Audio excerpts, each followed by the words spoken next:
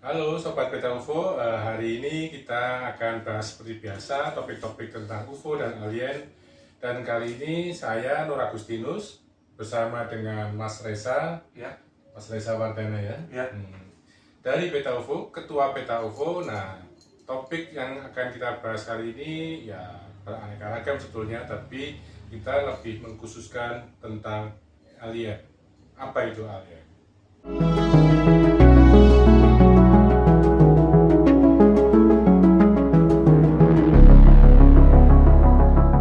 Nah, jadi ini gimana, Mas Pur? Jadi kan di luar negeri atau ya paling nggak di dalam negeri kita sendiri itu pembahasan alien sendiri itu kan banyak. Betul sekali. Ada yang dari dimensi lain, ada yang dari parallel universe, ada yang dari planet lain. Nah, kalau dari Mas Pur sendiri ini, kira-kira teori yang populer tuh dari mana ini alien ini berasal? Kalau menurut saya Mas Reza, jadi fenomena UFO di Indonesia ini mempunyai keunikan tersendiri. Oh, Ya, kalau di luar negeri, itu khususnya di Amerika yang kaya akan science fiction, orang akan dengan mudah kemudian menghubungkan dengan luar angkasa. Sementara kalau di kita terutama, ketika ada laporan atau ada informasi tentang penampakan alien khususnya, itu selalu dihubungkan dengan dunia mistis mau tidak mau. iya, Karena iya. masyarakat kita secara budaya sangat dekat dengan ya, fenomena-fenomena mistis. Mistis. Misalnya aja kita kan sering ya di Beta UFO, terutama misalnya Beta Talks di mungkin. Beta Talks, Beta UFO Facebook dan sebagainya, ketika ada laporan untuk UFO yang seperti sinar merah gitu, Ya, langsung apa yang orang bilang panas panas pagi. pati kan gitu ya. Jadi belum lagi nanti misalnya kita ada sosok putih yang Ya. nanti dihubungkan dengan apakah itu kuntilanak, apakah Ya. itu pocong dan sebagainya. Nah, apakah kita harus punya perspektif atau sudut pandang yang tersendiri ya? Artinya apakah kita langsung bisa harus menolak bahwa antara yang hal-hal yang mistis ini dengan hal-hal yang kita anggap atau yang dianggap di luar negeri sebagai fenomena UFO yang diharapkan dari luar angkasa. Nah, ini juga menjadi pembahasan yang menarik nih. Karena misalkan ya kita mengenal di Indonesia itu khususnya karena kita tinggal di Pulau Jawa, khususnya di Pulau Jawa itu kalau kita lihat sosok mistis berbulu misalkan ya kita kaitkan dengan genderuwo. Padahal kalau misalkan kita mau menengok ke belakang ya ada kasus-kasus UFO yang sosoknya ini humanoidnya ini dia berbulu, kemudian kadang dia pakai helm, terus kemudian matanya kuning, matanya merah gitu. Tapi sosok misterius yang berbulu ini yang kita kaitkan dengan genderuwo ini ternyata juga muncul di luar negeri. Nah, apakah ini hal yang sama ya masih jadi misteri gitu? Betul. Jadi kalau saya lebih melihat apakah pertama itu polanya sama, ciri-ciri secara umumnya sama atau tidak. Seperti misalnya kalau misalnya Mas Reza menyebutkan genderuwo, itu di luar negeri ada juga di Amerika khususnya entity Bigfoot ya, atau mungkin juga disebut dengan Sasquatch gitu ya. Nah, apakah polanya sama atau tidak? Misalnya gini, jadi seperti di Amerika itu ada makhluk apa yang Mas Reza? Bigfoot. Nah, Bigfoot atau Sasquatch itu juga sama polanya, yaitu mereka dikabarkan juga dari dimensi lain, jadi masuk ke alam kita melalui portal.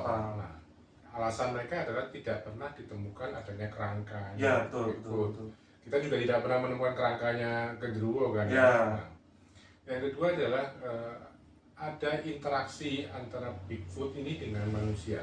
Ya. Misalnya mengenai di suku-suku India itu ada banyak cerita tentang hubungan di antara mereka. Bahkan suku-suku di India ini menganggap Bigfoot ini lebih pada makhluk yang mereka hormati. Kemudian juga kasus-kasus hubungan percintaan di antara manusia dengan makhluk Bigfoot ya, ini kan juga sebetulnya sama ya, mirip ya, ya dengan katanya juga ada anak-anak genderuwo dan ya, nanti ya, anak-anak hybrid ya, ya, kalau ya, kita lihat dengan konteks masa kini, perkawinan di antara itu yang mungkin kita anggap mungkin aneh ya. ya. Nah, lalu bagaimana ya dengan misalkan bentuk alien yang lain, misalkan eh, Grace gitu. Kita juga belum pernah menemukan kerangka Grace ya, mungkin sama seperti genderuwo ini. Tetapi kalau yang di makam-makam gitu ditemukan di apa namanya ya tayangan-tayangan gitu ada, ya kita sering lihat di internet tuh klaim kerangka Grace itu apakah benar Mas? Atau bagaimana itu? Kalau yang maksudnya bukan mayat-mayat Iya, gitu iya, ya. mayat-mayat. Ya kita banyak sekali ya ada misalnya foto atau apa yang kita pernah lihat tentang ada pesawatnya yang jatuh, Ya, kemudian ada makhluk-makhluknya itu, memang kita harus coba cermati apakah itu properti dari film ya, atau memang sebuah yang benar-benar real ya, ya, gitu. ya, ya.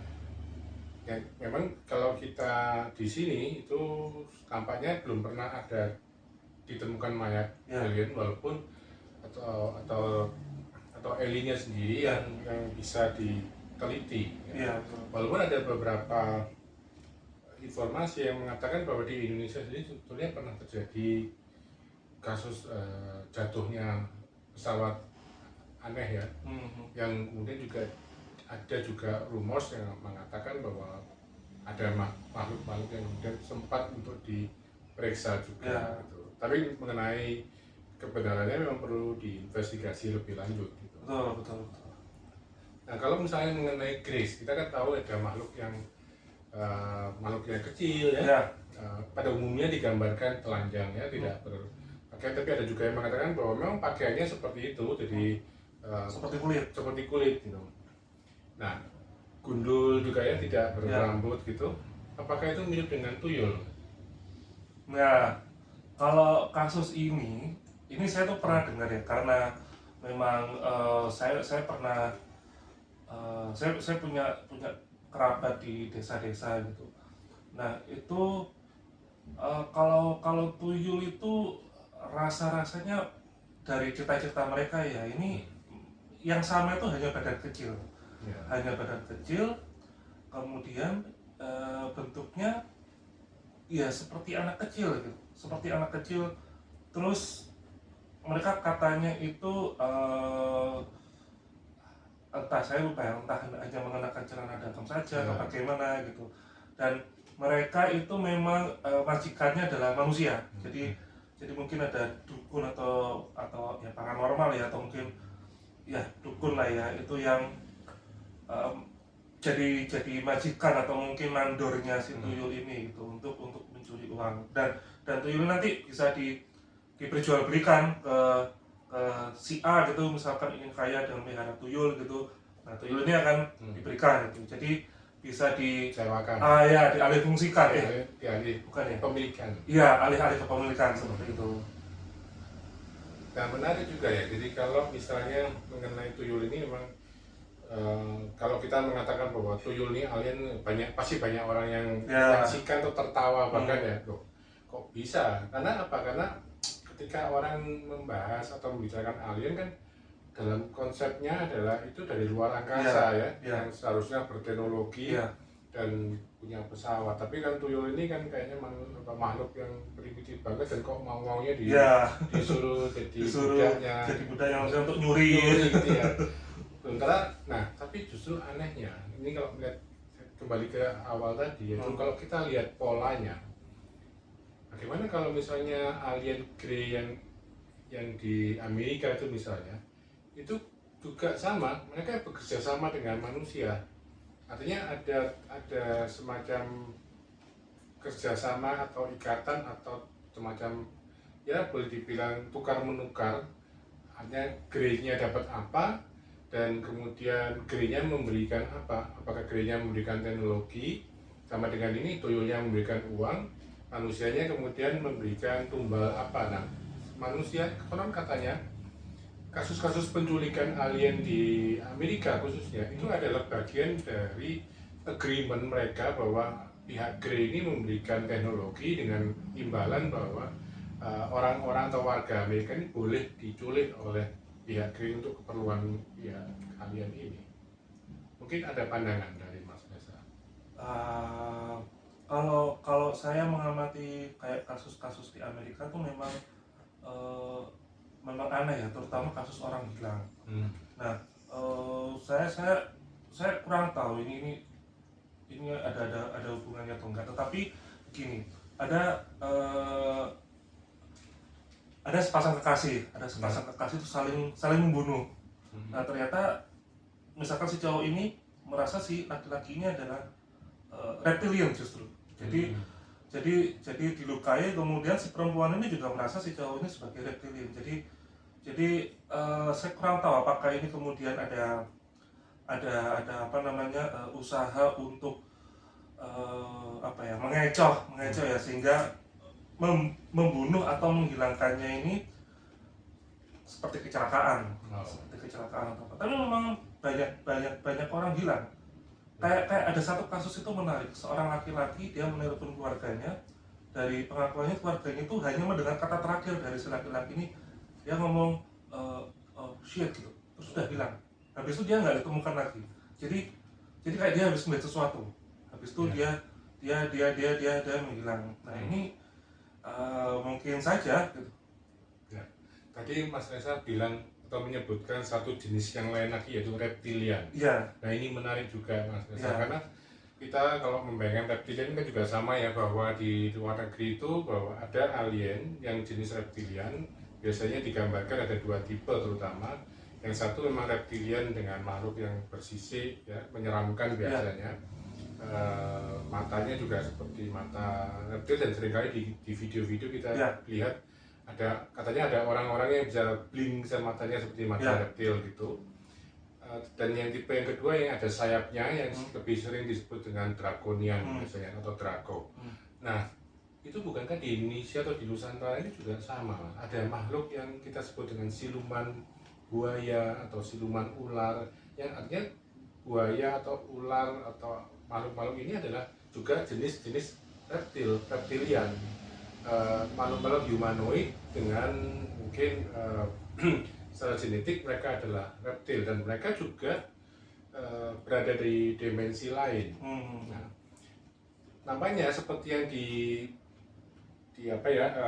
kalau kita lihat buku-buku atau tulisannya, pemikirannya David Icke itu kan banyak membahas tentang reptilian, dan kemudian dihubungkan dengan secret society-nya NWO ya, New World Order, dan mungkin juga kabalis atau mungkin semacamnya itu ya. Dan itu masih saya lebih ahli karena kemarin tuh sebenarnya ada pertanyaan juga dari seorang agak susah ya menyebutnya. Dia langsung tanya kepada saya, kira-kira pas secret society itu hanya diam saja gitu melihat fenomena dan alien. Ya saya belum bisa menjawab ya, karena memang ya isu-isunya seperti yang disampaikan David tadi itu memang ya secret society itu berhubungan dengan yang paling umum itu reptilian biasanya. Mereka jarang menyebut Grace di secret society itu, biasanya reptilian. Jadi misalkan secret society si A gitu misalkan, itu dikaitkan dengan reptilian. B juga gitu, dikaitkan reptilian. Jadi reptilian ini kayaknya memegang peranan besar. Kan ya, seperti malah pengendalinya ya, atau di... Iya, tapi ada yang unik ya. Kalau di Indonesia ini saya sudah tahu ada tiga orang itu melihat ular, tapi ular ini tuh orang lain nggak bisa lihat. Jadi hanya orang-orang tertentu. Tapi ular ini memang berwujud ular, hanya saja ukurannya besar. Nah, apakah ini mungkin seperti yang diceritakan dokumen Lacerta ya, makhluk itu kemudian berevolusi sampai akhirnya jadi bipedal atau gimana? Karena di Indonesia tuh kayak makhluk-makhluknya itu masih bentuk dasar. Jadi ya ular gaib ya bentuknya ular, tapi berwujud besar gitu. Terakhir itu saya pernah dikasih tahu cerita sama ada seseorang tuh, dia melihat ular ketika kecil di Joyoboyo. Ya.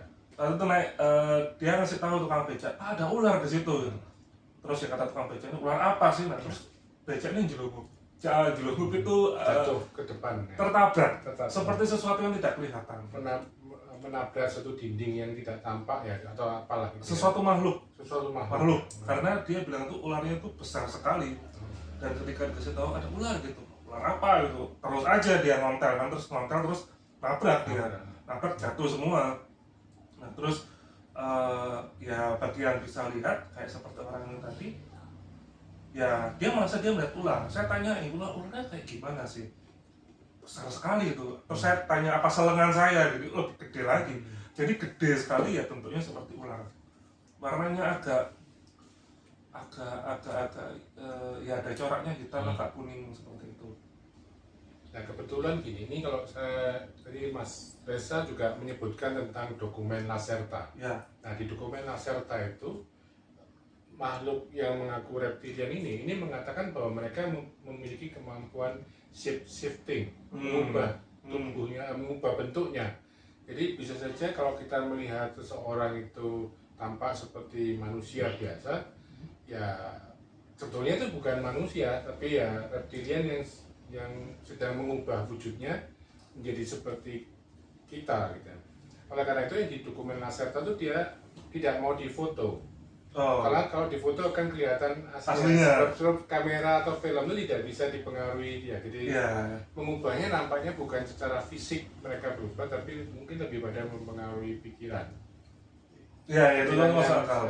Nah, itu masuk akal. Kebetulan saya beberapa hari yang lalu saya berjumpa dengan seorang anak yang melihat sosok reptilian juga.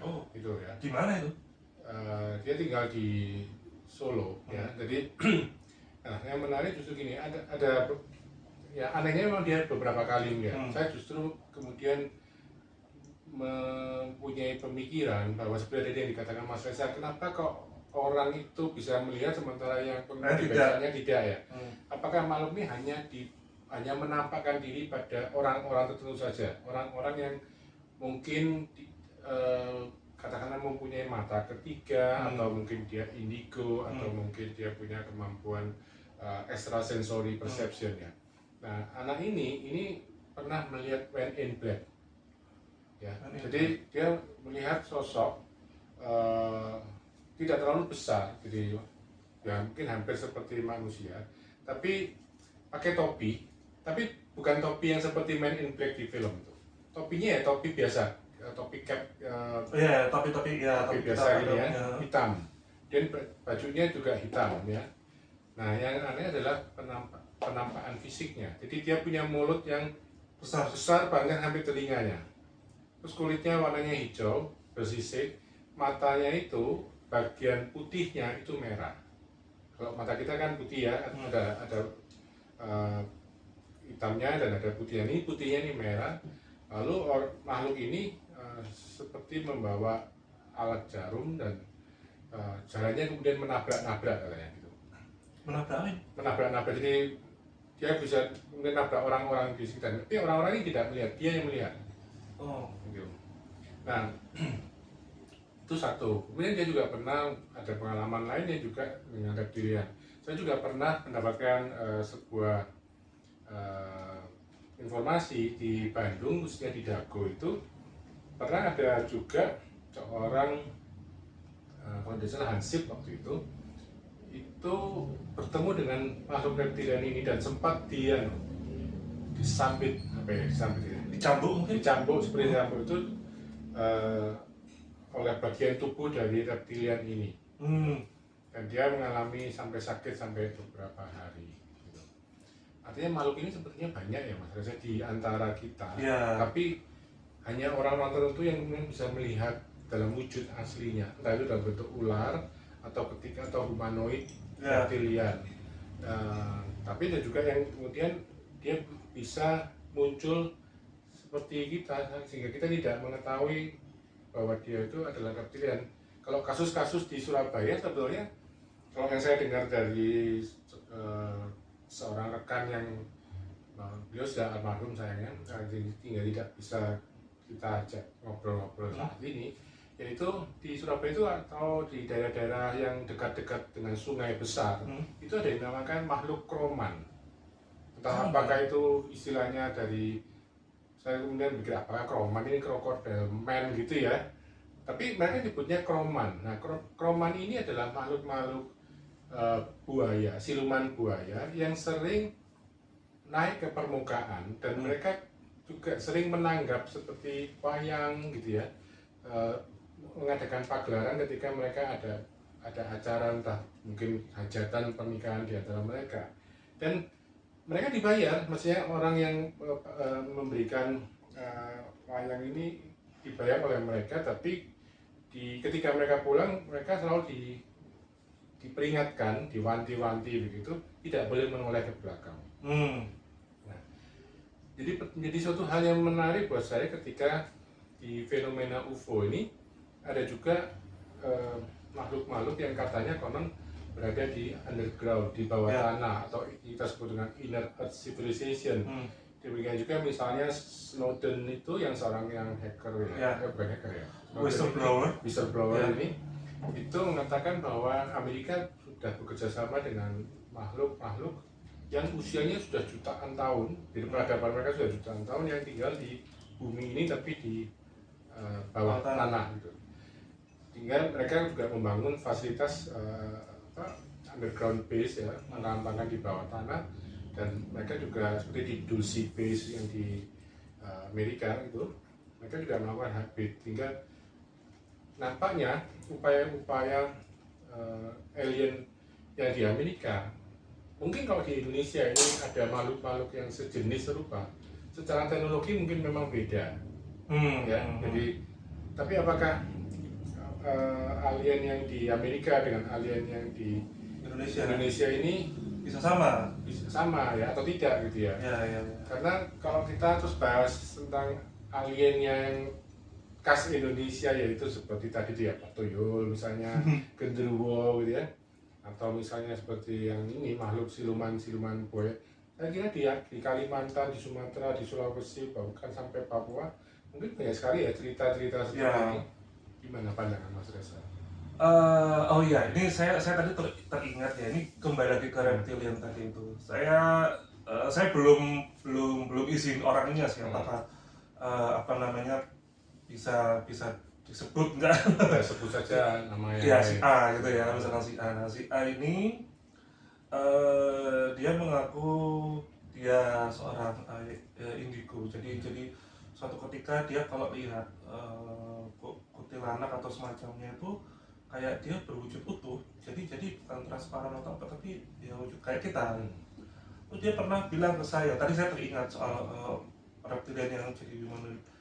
Itu di salah satu sungai kita ini katanya, salah satu sungai kita itu ada yang dia itu menyamar menjadi nelayan. Jadi nelayan. Terus saya tanya tandanya apa? Tandanya apa? Ya aku pernah ketemu. Jadi seperti ceritanya apa dari almarhum yang bilang roman tadi itu, ada sisinya. Jadi sisinya itu sepertinya bukan sisi kasihkan ya, bukan ya, tapi kayak sisi sesuatu yang lain gitu. Dia nyamar seperti nelayan, dia ngambil ikan gitu, terus ya hilang atau kayak gimana. Nah ini tadi pertanyaan gimana tentang alien di Indonesia ini, karena memang sifatnya alien ini salah satu poin strength-nya adalah paranormal ya, supranatural ya. Iya memang masih perlu diteliti lagi. Kayak misalkan yang di kasus Bohana itu yang didatangi oleh misionaris itu kan si Father Green kan melihat ada humanoid tapi berwujud ya kita kenal mungkin seperti Nordic alien gitu ya, rambutnya yang pirang segala macam. Ya dia ketika tahu itu dia juga merasa dikira orang bule, kira tentara Amerika, sehingga ketika dia apa namanya di kedai minuman atau di mana itu di Papua yang dia ketemu orang Amerika, dia ngomong, kamu ngapain tentaramu kamu taruh sini gitu. Ya si prajuritnya bilang, loh kami nggak naruh apa-apa. Nggak naruh, cuma dia ya Father Green melihat ada UFO UFO yang melayang ya, terus ada 4 atau 5 orang Nordik itu seperti membetulkan UFO yang sedang rusak ini gitu. Memang aneh sih. Ya. Oh iya, tadi Mas Reza mengatakan tentang ciri-ciri, saya jadi ingat sebetulnya. Yaitu salah satu ciri, tentunya juga mungkin dari Sobat Beta UFO ada yang pernah dengar ya, bahwa ini katanya, karena saya juga belum pernah ketemu. Mungkin Mas Reza mungkin nanti pernah ketemu atau enggak, yaitu salah satu cirinya adalah dia tidak punya ini Mas. Apa itu istilahnya ya? Tekuan di bawah hidung ini. Iya. Ada kok istilahnya di bukan siung ya, siung kan taring ya. Ya, bukan ini. Saya kok juga lupa ini. Nanti kita Google ya. Iya. Jadi mereka itu rata. Nah, Mas Reza ada. Saya ada. Itu adalah salah satu cirinya juga katanya ya. Jadi kalau kita kebetulan melihat ada makhluk terus atau dia lagi menyamar sebagai manusia dan tampaknya tidak ada tekuk ya ini ya. Jangan-jangan itu ya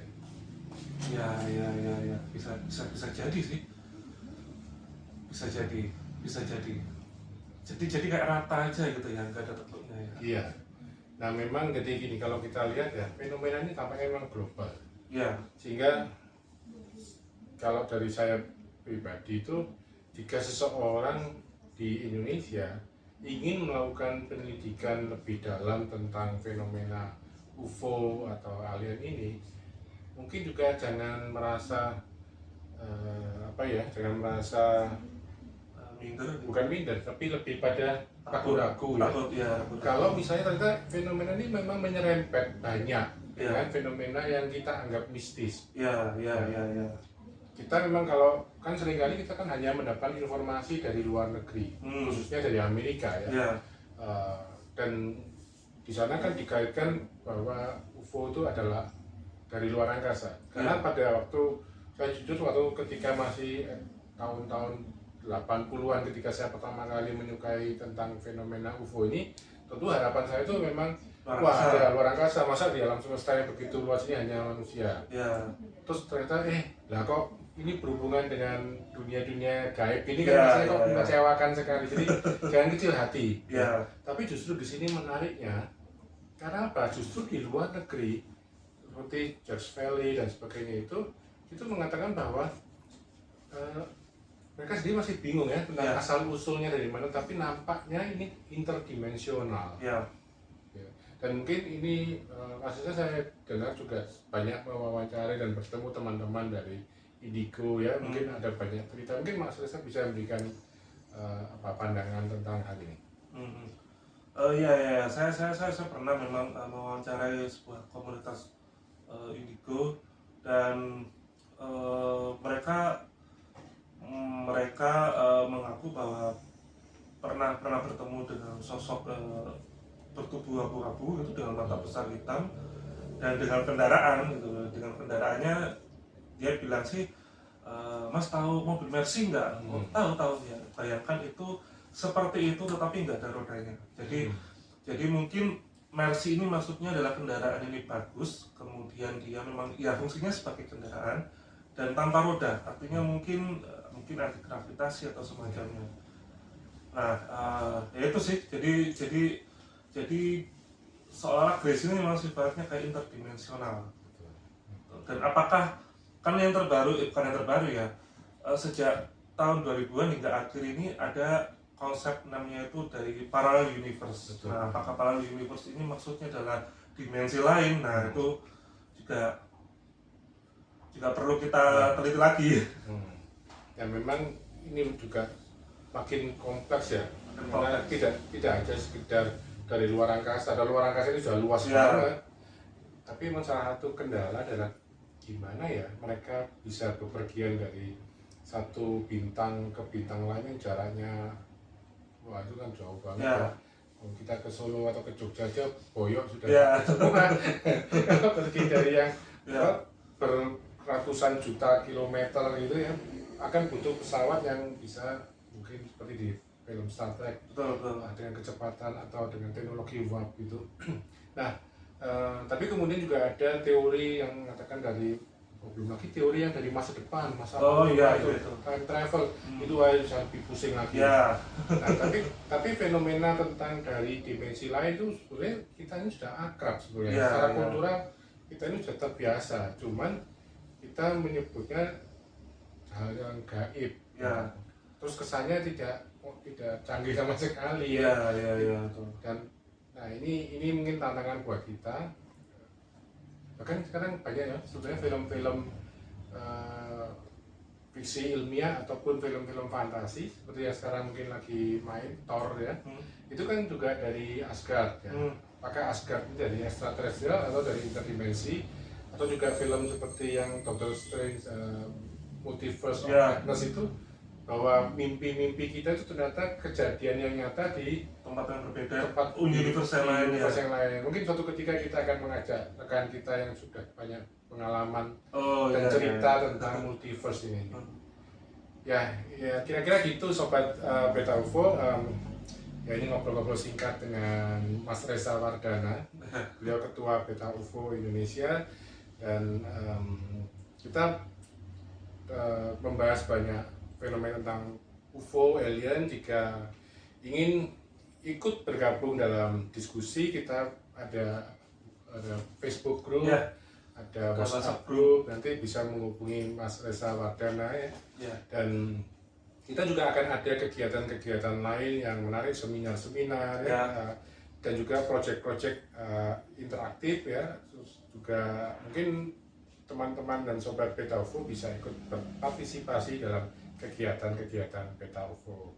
Demikian dari saya, Nur Agustinus dan Reza Wardana. Mari kita selidiki terus tentang UFO dan alien ini. Keep watching the sky.